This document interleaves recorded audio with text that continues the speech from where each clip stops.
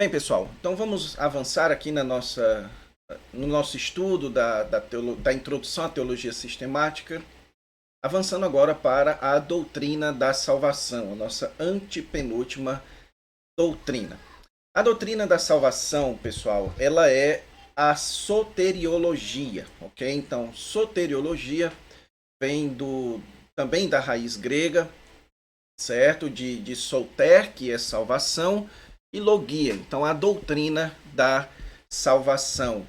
Nenhuma doutrina dentro da teologia sistemática é mais debatida do que a doutrina da salvação. É a doutrina que mais possui pontos de discórdia, ok? Mas é importante que você entenda que as discórdias elas não estão na questão da natureza da salvação. O que isso significa?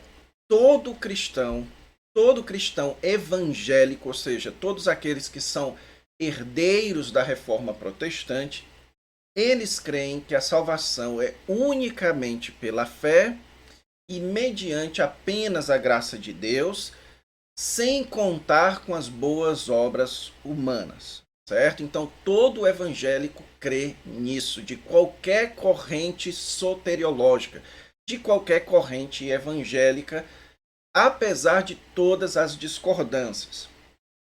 Então, onde é que estão essas discordâncias? As discordâncias estão no processo da salvação. Embora todos creiam que a salvação é pela graça mediante a fé, nem todos creem no mesmo processo de salvação, que a salvação se processa da mesma forma. Aqui é a diferença entre a natureza, a ontologia, e a forma como ela é experimentada, a epistemologia. Então, todos creem que a salvação tem a mesma natureza, mas nem todos creem que a experiência da salvação ocorre da mesma forma. E isso tem gerado múltiplos debates. A maioria dos livros de debate, de contendas teológicas estão nesse campo da salvação. Se você quiser arrumar um debate na internet, se você for lá na internet postar algo sobre a doutrina da salvação, algo que você acredita, você vai lá no Facebook e você posta o seguinte, que você crê que a eleição ela é unicamente pela vontade de Deus. Então, esse é o único critério. Quem Deus quer salvar?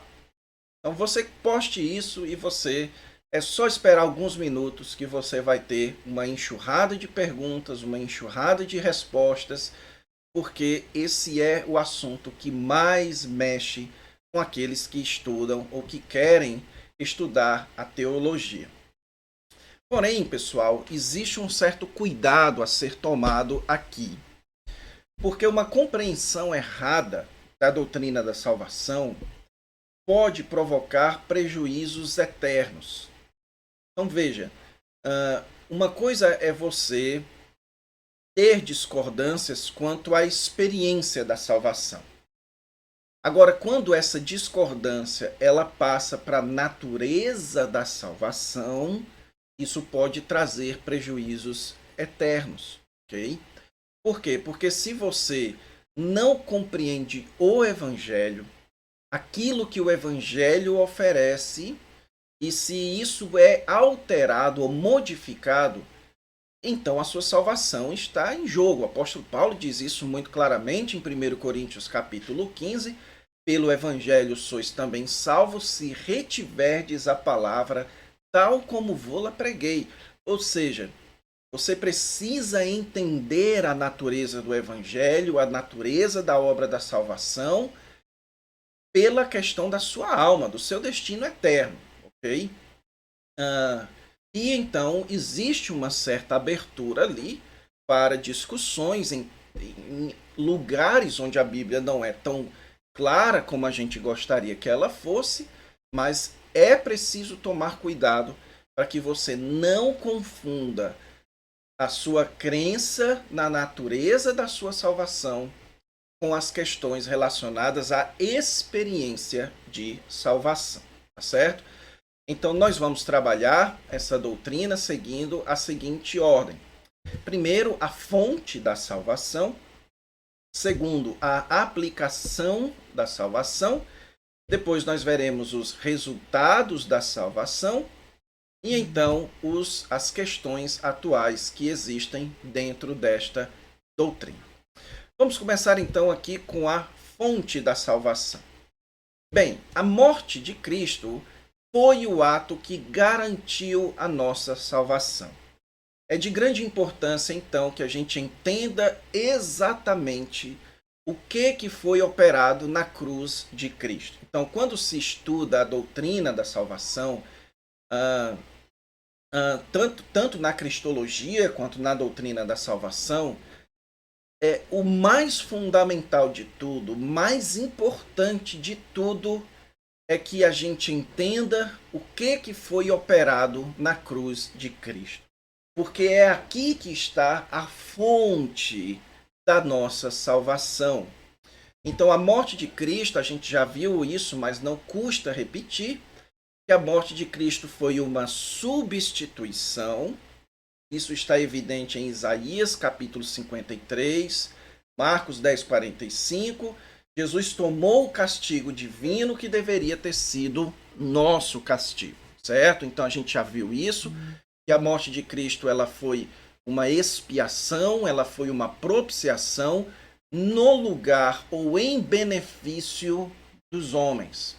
Mas também a morte de Cristo foi o pagamento de uma pena. Segundo Coríntios 5, 21, aquele que não conheceu o pecado, ele o fez pecado por nós. Ou seja, foi por nós que Jesus foi considerado como se fosse pecador, para que ele recebesse a pena devida dos nossos pecados. Então Jesus morreu para substituir os pecadores, certo? Ele substituir para pagar uma pena. Eu já mostrei para vocês lá em Cristologia, isso se chama a morte substitutiva penal.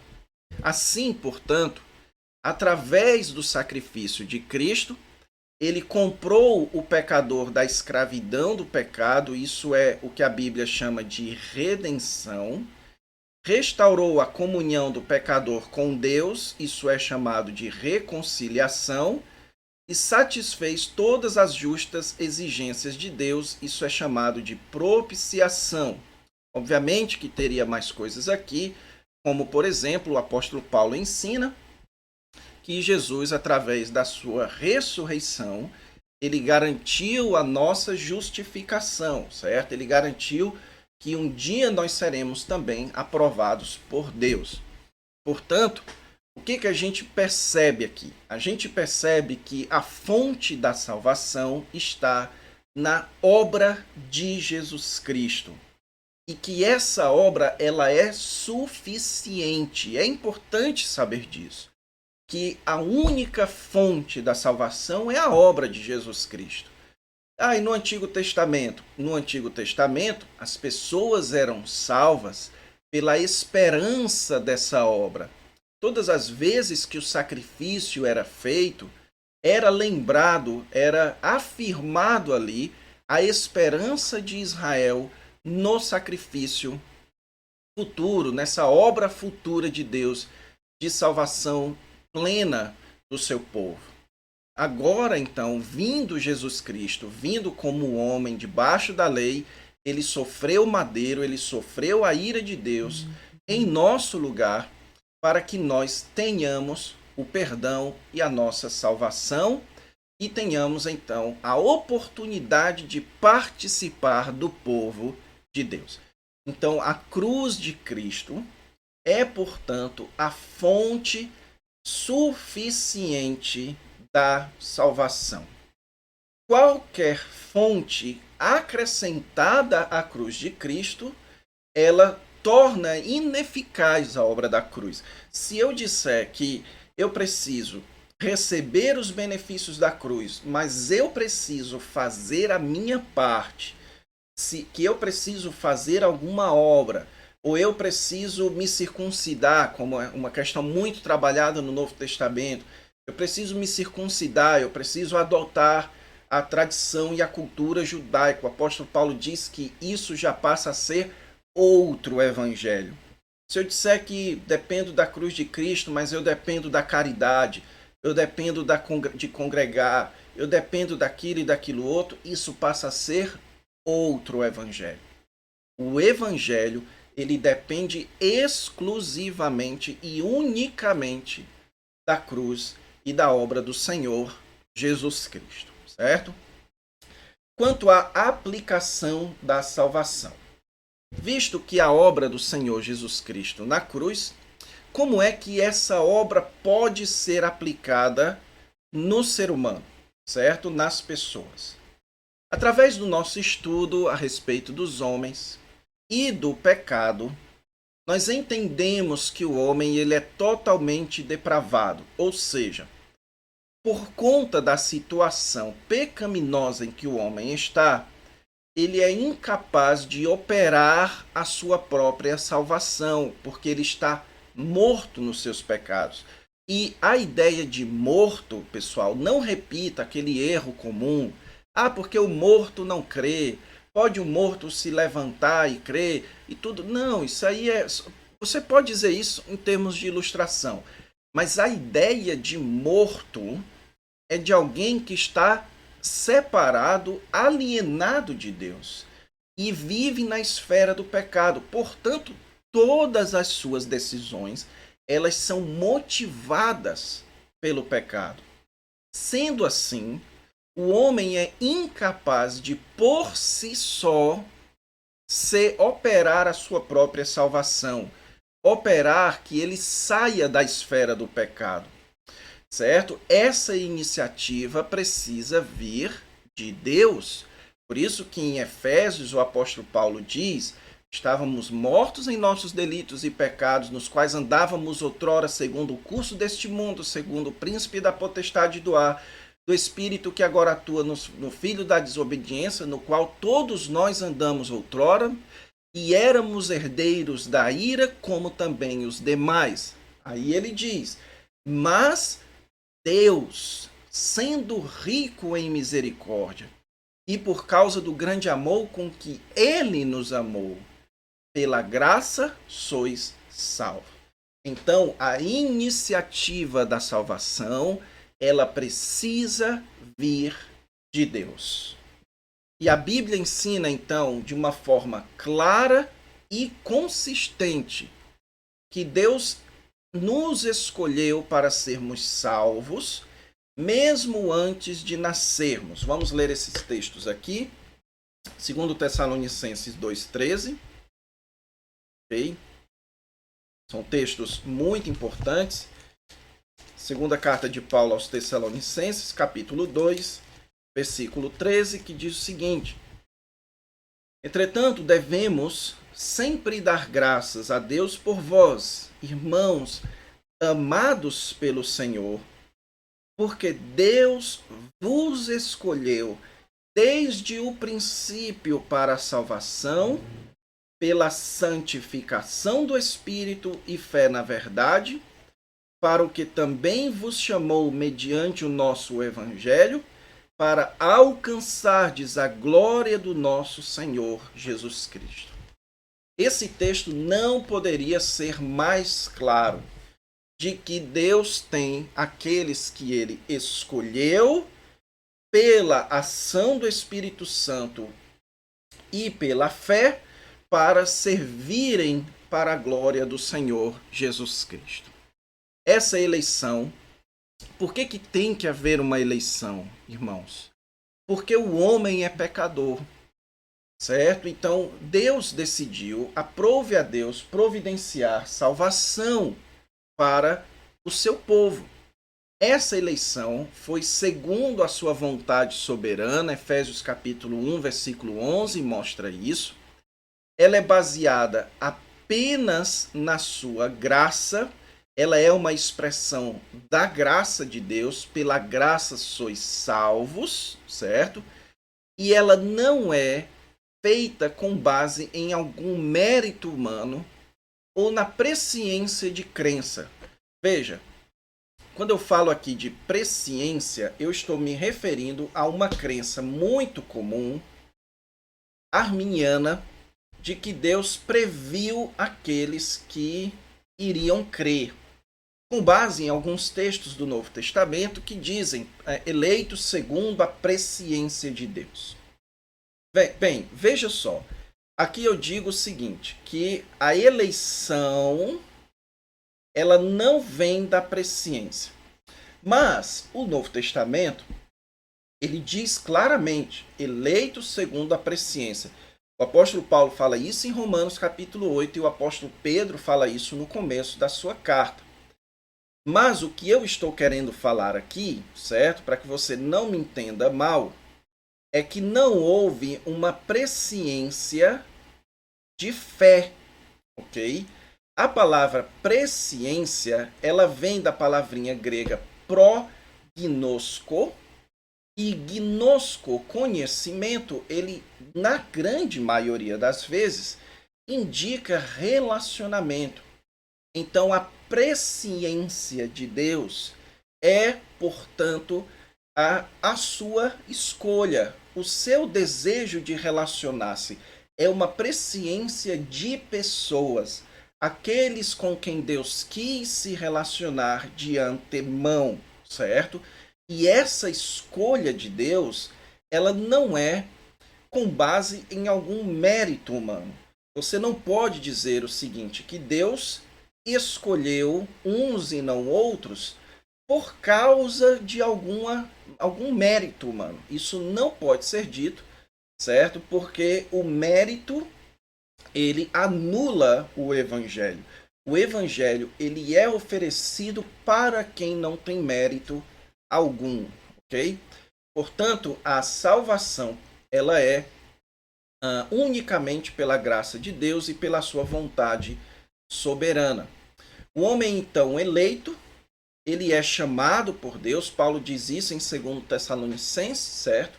Que aqueles que Deus elegeu, ele também chamou através do evangelho. Esse chamado ele é pelo Espírito Santo, através da apresentação do evangelho.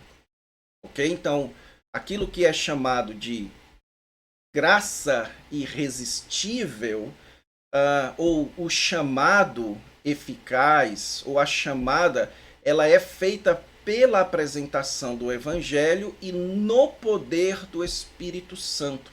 Isso é muito importante que você entenda, ok? Então é uma ação do Espírito Santo que convence o pecador do seu pecado, da justiça e do juízo, de tal forma que o pecador então crê no Senhor Jesus Cristo. Essa chamada ela opera dois efeitos no homem. Primeiro é o efeito do arrependimento. A Bíblia mostra que o arrependimento ele é operado pelo Espírito Santo. Atos capítulo 11, versículo 18, certo? Atos capítulo 11 e verso 18. E ouvindo eles estas coisas, apaziguaram-se e glorificaram a Deus, dizendo, logo também aos gentios foi por Deus concedido o arrependimento para a vida, certo? Então Deus é quem concede o arrependimento. E o segundo efeito da ação do Espírito Santo é a fé. A fé é a convicção, é um compromisso com Deus, é um compromisso com a palavra de Deus. Você entende o que Deus espera de você, você entende a obra de Jesus e você se compromete com ela. E é por meio da fé que recebemos todos os benefícios da cruz de Cristo. Justificados, pois, mediante a fé temos paz com Deus, porque pela graça sois salvos mediante a fé. Então a fé é o meio pelo qual nós recebemos os benefícios da salvação, e a fé ela é operada em nós pela ação do Evangelho, pelo Espírito Santo, como Paulo diz em Romanos capítulo 10, que a fé vem pelo ouvir. Então, a ação do Espírito no Evangelho é o que produz fé nos homens. A junção, então, destes dois efeitos da chamada de Deus, ou seja, a fé e o arrependimento, é chamado de conversão, certo? A conversão é o ato do eleito virar-se do pecado para Cristo. Essa é a conversão. Virar-se do pecado é o arrependimento, para Cristo é a fé, certo? Então, essa aqui é o processo de salvação, segundo se entende das Sagradas Escrituras. Os resultados da salvação. A salvação ela tem basicamente os seguintes resultados. Ela tem os efeitos imediatos, que é a justificação. O homem é colocado dentro do povo de Deus, ele entra na aliança, isso é o que é ser justificado.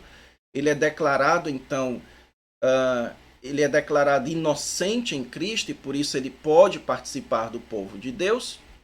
Também ele se torna cidadão do céu, ele entra no reino do Senhor Jesus Cristo, ele é transferido do império das trevas para o reino de Cristo. Ele entra na família de Deus, no povo de Deus, através do novo nascimento.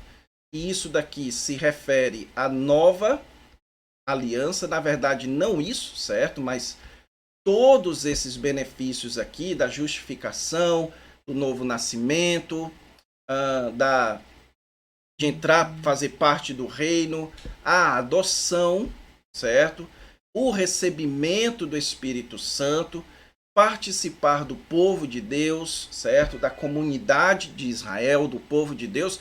Tudo isso são bênçãos da nova aliança recebidas pela fé na nossa salvação.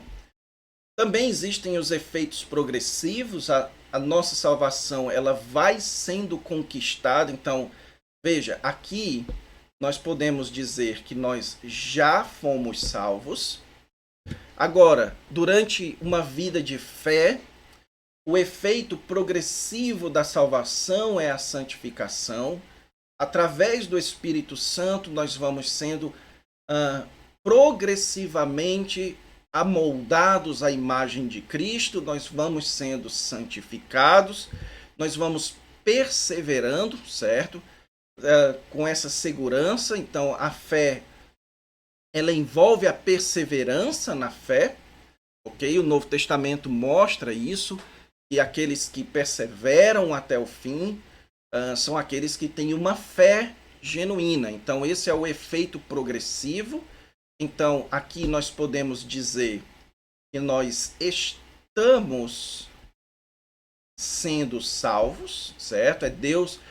Paulo diz para a gente desenvolver a nossa salvação. Então, nós já fomos salvos, nós estamos sendo salvos e nós seremos salvos. A salvação também possui um efeito futuro, que é chamado de glorificação, certo? Mas eu vou explicar para vocês e também a ressurreição. Não podemos negar isso também, ou esquecer isso, a nossa ressurreição.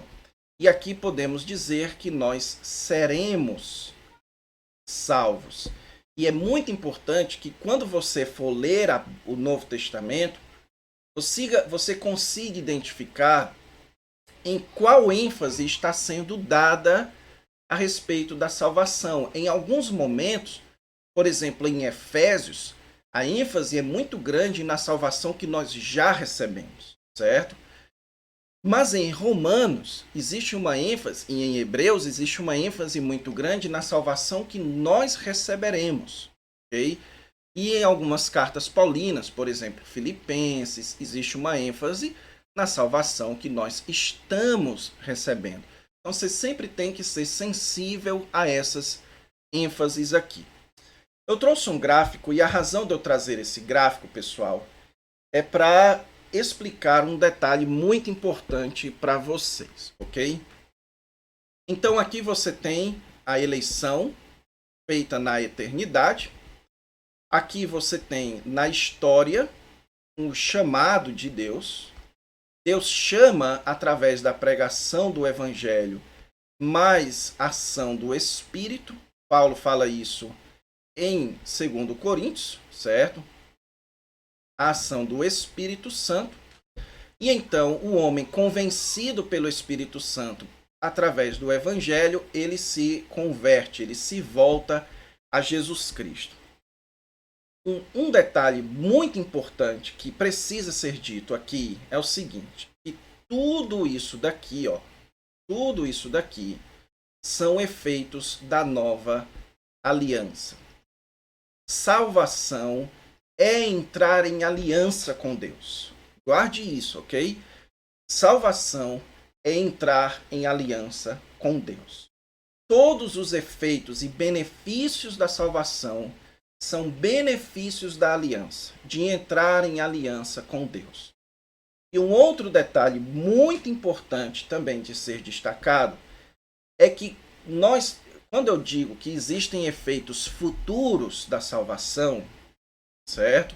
É por uma questão didática, de ênfase. Mas todos estes efeitos, eles já nos foram dados, mas ainda não totalmente. Então vamos lá. Você já foi regenerado como prometido na nova aliança? Já. Mas ainda não totalmente, porque nós ainda temos o pecado em nós. Então, nosso coração já foi transformado em carne, de pedra para carne, mas ainda não totalmente. Nós já fomos justificados em Cristo? Já. Mas o apóstolo Paulo fala que Jesus Cristo morreu pela nossa justificação. Nós seremos justificados no futuro, certo? Nós já somos parte da família de Deus? Já. Mas Deus ainda não reuniu toda a sua família. Nós já temos o batismo no Espírito Santo, já recebemos o Espírito, já. Mas Paulo diz em Romanos 8 que nós temos apenas as primícias do Espírito Santo. Nós estamos sendo salvos, sim, certo? Ou desculpe, santificados, sim. Mas nós seremos santificados totalmente no futuro? Sim, certo? Assim também nós já fomos glorificados. O apóstolo Paulo explica isso em 2 Coríntios capítulo 4, Efésios capítulo 1, que nós já temos a glória de Cristo em nós. Paulo fala em 2 Coríntios capítulo 5 também, que nós já temos a face de Cristo em nós. Então nós já fomos glorificados, mas ainda não se revelou tudo que nós somos em Jesus Cristo. Portanto, é muito importante que você entenda esses aspectos aqui, certo?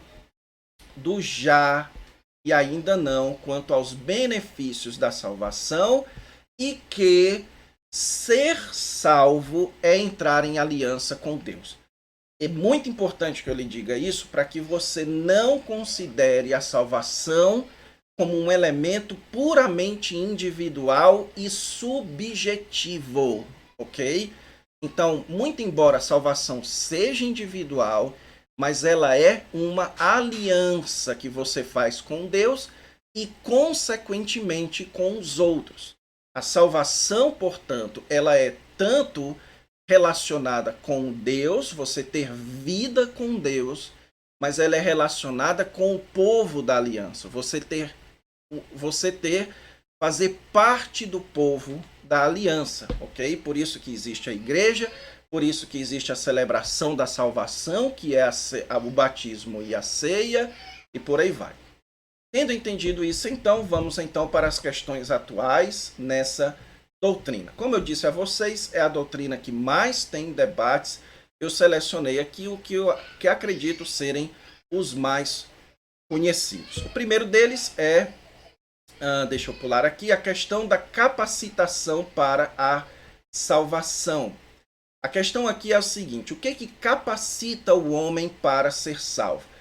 Veja que na minha exposição, eu deixei isso de certa forma em aberto, Porque eu falei da pregação do Evangelho e da ação do Espírito Santo.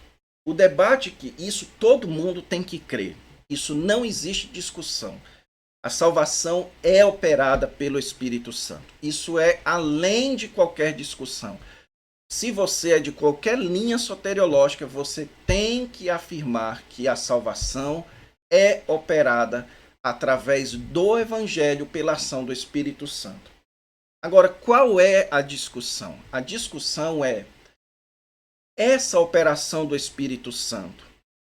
Ela é qual operação? O que o Espírito Santo faz? A primeira posição é a posição calvinista, que afirma que essa operação é a regeneração, ok? Então, para o calvinista, você tem a regeneração que produz a fé. E a posição arminiana, que fala da graça preveniente. O que seria essa graça preveniente? Seria uma ação do Espírito Santo que capacita o homem, certo, a ser salvo. É uma ação preveniente, uma capacitação do ser humano, capacitando o homem a ser salvo. Ok? Então, o calvinista entende que é a regeneração, o arminiano entende que é a graça preveniente. A questão da eleição também, eu acho que essa é a mais difícil de todas. Na minha opinião, ao lado da doutrina da Trindade, a doutrina da eleição é uma das mais complicadas das Escrituras, e quando eu falo complicadas é com questões muito difíceis de serem respondidas. E a questão é, qual é a base da eleição divina? Nessa aula eu apresentei para vocês minha posição, que se alinha com a posição calvinista, que afirma que a base da eleição divina é a vontade soberana de Deus, certo? Assim como Deus escolheu soberanamente a Israel, assim como ele escolheu soberanamente Jacó e não Esaú, assim como ele escolheu Davi como rei de Israel, assim como ele escolheu Jesus, assim como Jesus escolheu os 12, então, unicamente pela vontade de Deus é que ele escolhe a sua igreja, o seu povo. A posição arminiana é que afirma que a vontade de Deus, baseada na presciência das ações e aqui mais especificamente da fé humana. Ok, pessoal? Eu confesso que eu tenho muita admiração por muitos estudiosos arminianos. Não é nem de longe é algo que você deveria desprezar. O arminianismo é uma teologia digna de consideração, mas no meu modo de ver, esse daqui é o ponto mais baixo, assim, não baixo moralmente, mas mais frágil da teologia arminiana, que é a salvação, a eleição pela presciência de fé. Isso é muito difícil mesmo de ser demonstrado no Novo Testamento. A questão da graça salvadora, antes de prosseguir, deixa eu só dizer que a posição calvinista e arminiana que eu estou alistando aqui, elas não são a única, ok?